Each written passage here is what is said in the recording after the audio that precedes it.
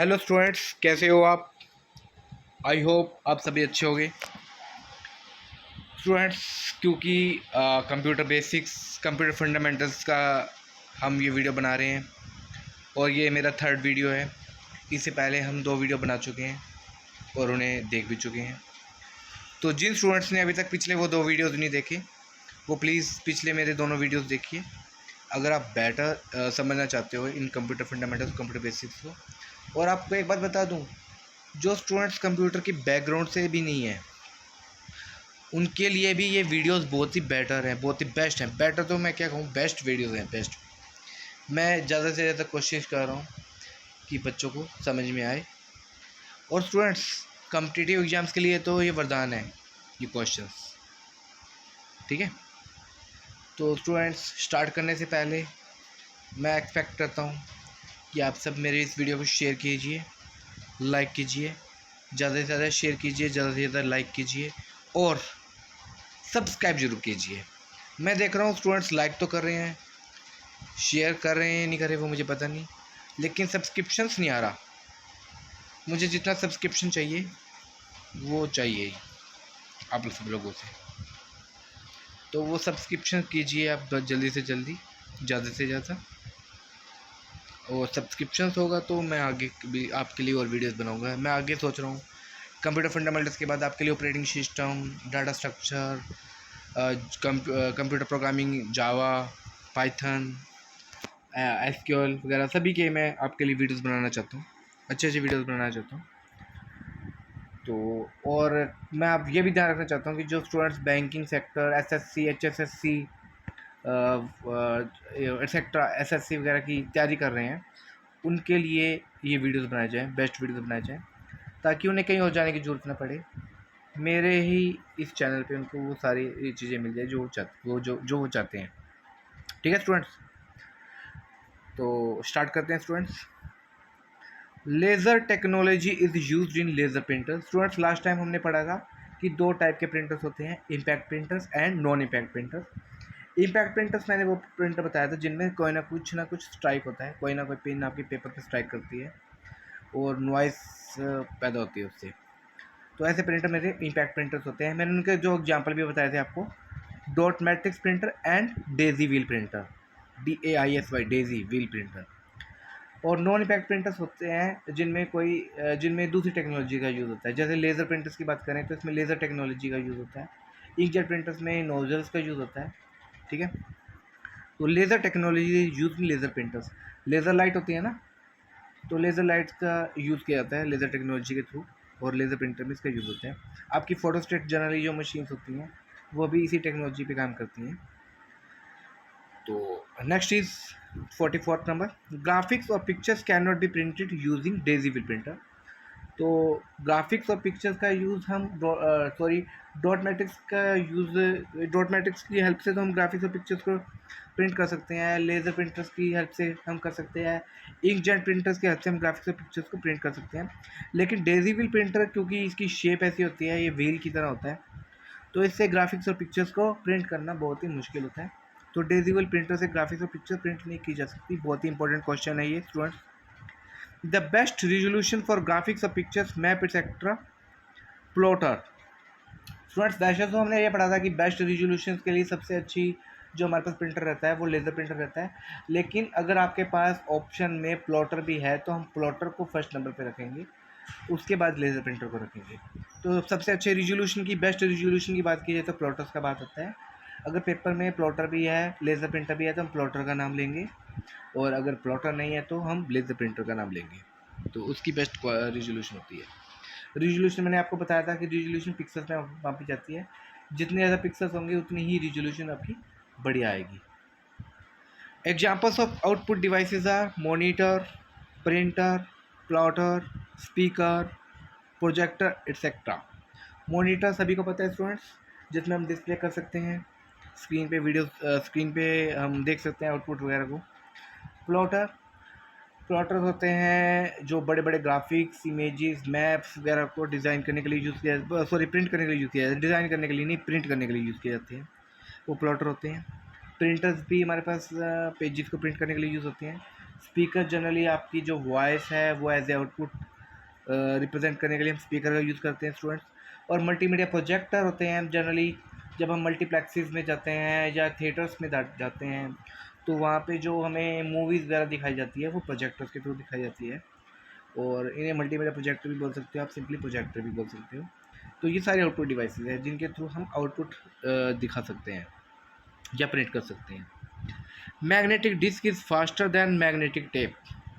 Students, हमने दो type की मैग्नेटिक डिस्क के बारे में पढ़ा था लास्ट टाइम, हार्ड डिस्क और फ्लॉपी डिस्क। तो क्योंकि स्टूडेंट्स हम जानते हैं कि हार्ड डिस्क और फ्लॉपी डिस्क में हम रैंडमली किसी भी लोकेशन पे उसके अंदर स्टोरेज लोकेशन में पहुंच के वहाँ पे डाटा को पढ़ भी सकते हैं, लिख भी सकते हैं। जबकि मैग्नेटिक टेप में ऐसा नहीं होता। मैग्नेटिक टेप का आपको एग्जाम्पल बताऊँ, पुराने टाइप में जो ऑडियो और वीडियो कैसेट्स होती थी, शायद आज के बच्चों ने नहीं देखी होंगी, लेकिन पुराने टाइम में ऐसी कैसेट्स होती थी जिनमें टेप होती थी और ये मैग्नेटिक टेप होती थी। आपका जो मैटर है वो मैग्नेटाइज्ड इंक की तरह उसमें लिखा जाता था, ठीक है। और इसमें अगर आपको किसी पर्टिकुलर लोकेशन में पहुंचना था तो सिक्वेंशली हमें वहाँ पे पहुंचना चाहता था। हम जनरली मैग्नेटिक टेप को पढ़ने के लिए जो हमारा सिस्टम होता था ऑडियो या वीडियो सिस्टम, उसको फॉरवर्ड या रिवाइंड करते थे ताकि उस पर्टिकुलर लोकेशन पे हम पहुंच सकें डाटा को पढ़ने के लिए या उसमें कुछ लिखने के लिए। तो इसलिए हम कह सकते हैं कि magnetic disk is faster than magnetic tape. बहुत इंपॉर्टेंट क्वेश्चन है, कई बार पूछा जाता है कि which of the following device is faster, storage device is fastest. तो magnetic disk is faster than magnetic tape.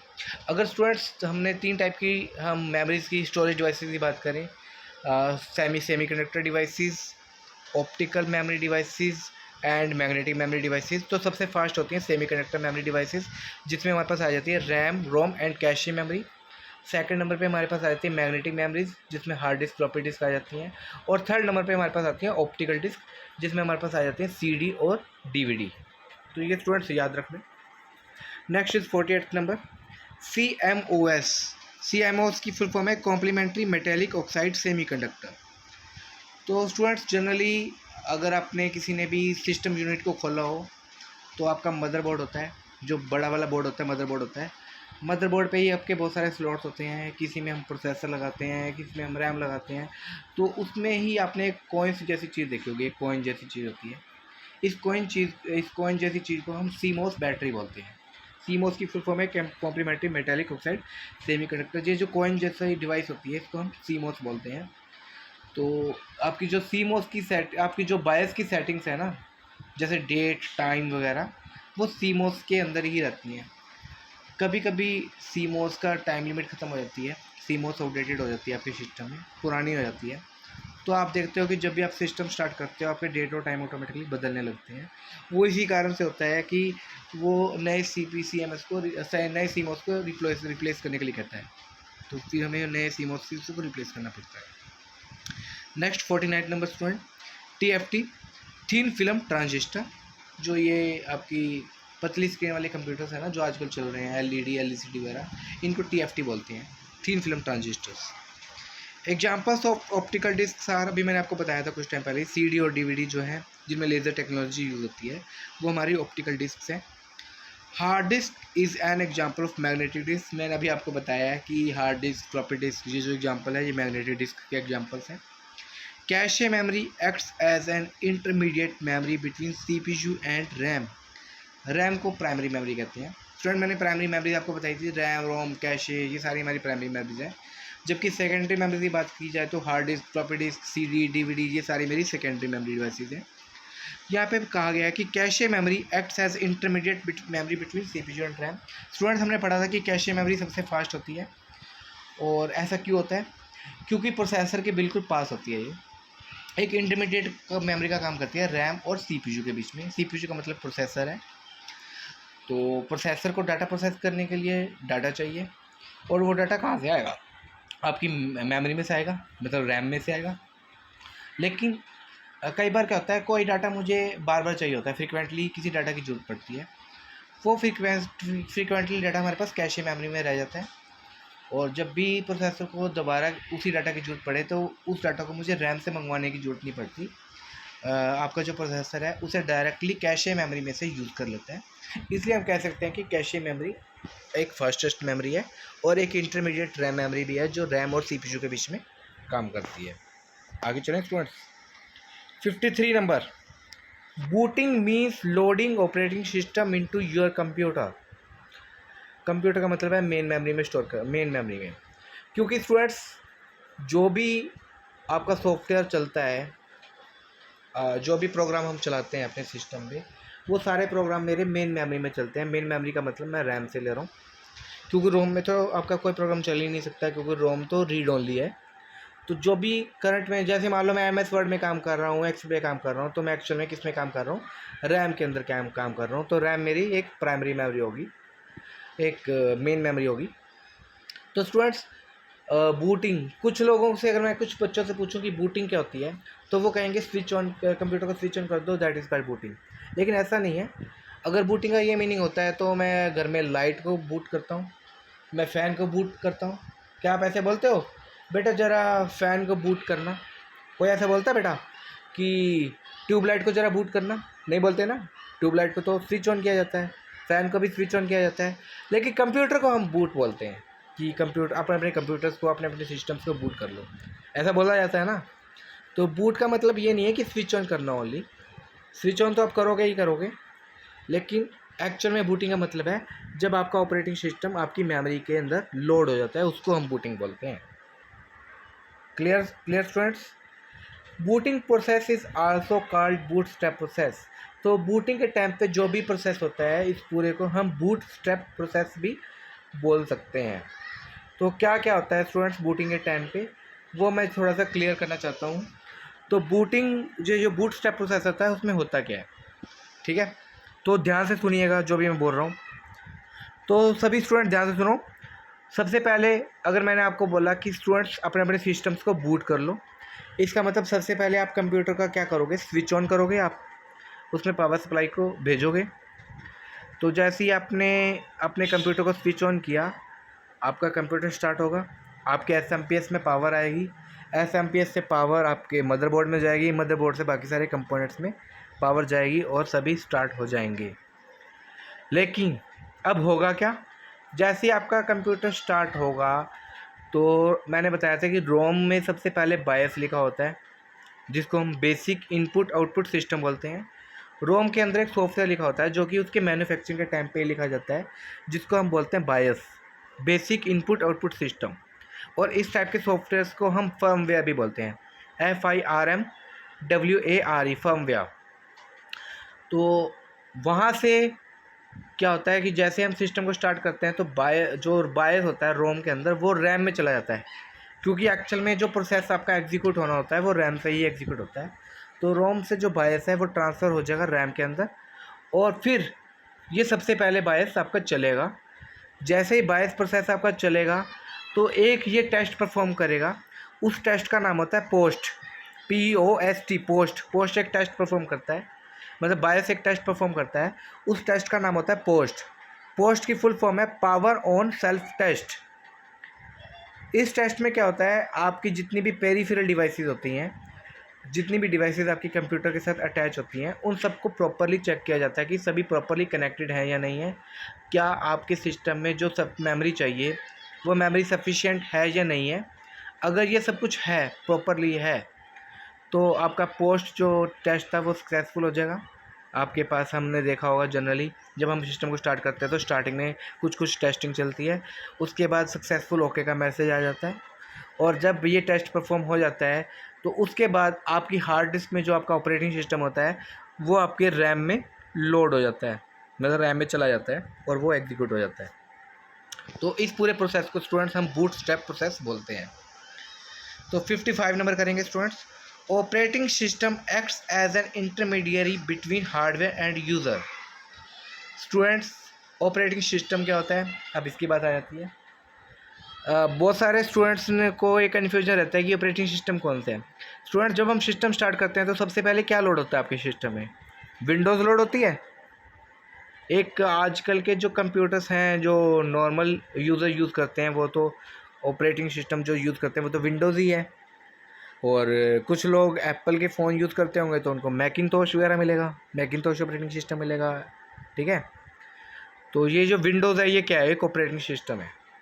Operating system का एग्जांपल देखोगे तो एम एस डोस हमने सबसे पहले जो कंप्यूटर चले थे उनमें एम एस डोस यूज़ किया जाता था। आज के टाइम में विंडोज़ यूज़ होती है। और जो बहुत ही हाई फाई लोग हैं वो एप्पल के फ़ोन यूज़ एप्पल के कंप्यूटर्स यूज़ करते हैं, जिनमें वो मैकिनटोश वगैरह या एप्पल के iOS सॉफ्टवेयर वगैरह यूज़ करते हैं, है ना स्टूडेंट्स। तो ऑपरेटिंग सिस्टम क्या है? ऑपरेटिंग सिस्टम आपके हार्डवेयर और यूज़र के बीच में, यूज़र मीन्स आप और हार्डवेयर मीन्स आपके सिस्टम हो गया, इन दोनों के बीच में एक इंटरमीडिएट का काम करता है, ठीक है। क्योंकि अगर आपका हार्डवेयर मीन्स आपका कंप्यूटर है और आप एक यूज़र हो, आप कंप्यूटर को ऑपरेट कर ही नहीं पाओगे जब तक उसमें ऑपरेटिंग सिस्टम ही नहीं है। क्योंकि ऑपरेटिंग सिस्टम का नाम ही क्या रखा हुआ है, ऑपरेटिंग। तो आप ऑपरेट ही नहीं कर पाओगे अपने सिस्टम को जब तक उसमें ऑपरेटिंग सिस्टम नहीं है। ऑपरेटिंग सिस्टम एक टाइप का सॉफ्टवेयर ही होता है, ठीक है। तो ये हमें मिनिमम से मिनिमम चाहिए ही, ताकि मैं उसमें दूसरी एप्लीकेशन को चला सकूँ। मान लो कोई एक्सेल में काम कर रहा है तो MS एक्सेल में तभी काम कर पाएगा जब ऑपरेटिंग सिस्टम होगा। कोई टैली में काम कर रहा है तो टैली में तभी काम कर पाएगा जब पहले उसमें ऑपरेटिंग सिस्टम होगा। कोई मान लो फोटोशॉप में काम कर रहा है तो फोटोशॉप में भी तभी काम कर पाएगा जब उसमें पहले कोई ऑपरेटिंग सिस्टम होगा। तो operating system is a primary requirement, क्योंकि it is a intermediate between the user and the hardware. Clear students. BIOS की भी मैंने फुल फॉर्म बताई थी आपको, basic input output system. POST की भी मैंने आपको फुल फॉर्म बताई थी, power on self test. Next बहुत ही इंपॉर्टेंट क्वेश्चन है स्टूडेंट्स, आप इसको करिएगा। इसमें क्वेश्चन क्या है, the following data refers to a hard disk, number of tracks पर साइट। एक हार्ड डिस्क के बारे में बताया गया इसमें, और हार्ड डिस्क के ट्रैक्स के बारे में बताया गया कि हार्ड डिस्क में टोटल हार्ड डिस्क की 2 साइड्स हैं, number of sides is equal to 2। Hard disk की दोनों साइड्स हैं, मतलब 2 साइड्स हैं, और हर एक साइड्स पे नंबर ऑफ ट्रैक्स कितने हैं, 600। हर एक साइड पे ट्रैक कितने हैं, 600, और 2 साइड्स हैं, ये याद रखना। नंबर ऑफ बाइट्स पर सेक्टर, और अब ट्रैक्स को अगर हम फर्दर डिवाइड करें तो सेक्टर का साइज बाइट्स में बताया हुआ है 512 है, 512 है। और हार्ड डिस्क की स्टोरेज कैपेसिटी बाइट्स में बता रखी है 21504000 है, ठीक है। हमें सेक्टर्स को ट्रैक्स के हिसाब से डिवाइड करना है कि वो सेक्टर्स पर ट्रैक कितने हैं। स्टूडेंट्स आपको एक चीज़ बता देता हूँ, जो भी आपकी डिस्क होती हैं, डिस्क को डिवाइड किया जाता है सबसे पहले ट्रैक्स में।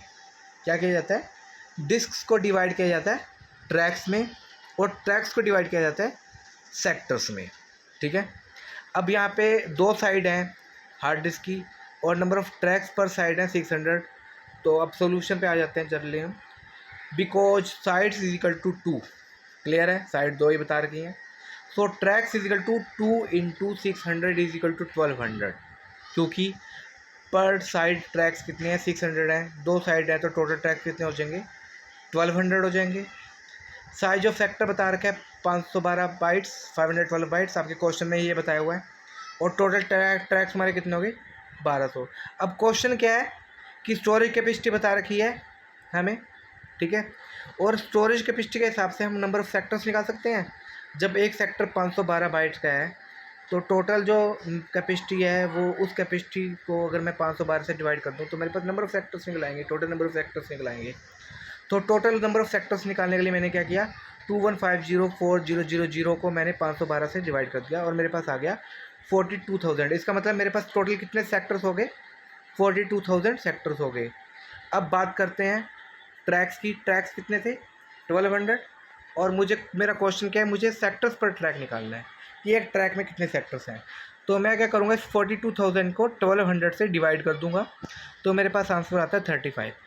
तो इस तरीके से स्टूडेंट मेरा आंसर आ गया। मुझे लगता है कि आज के लिए काफ़ी है ये वीडियो। तो स्टूडेंट्स आप मेरे सारे वीडियोस को देखते रहिए। Thank you very much.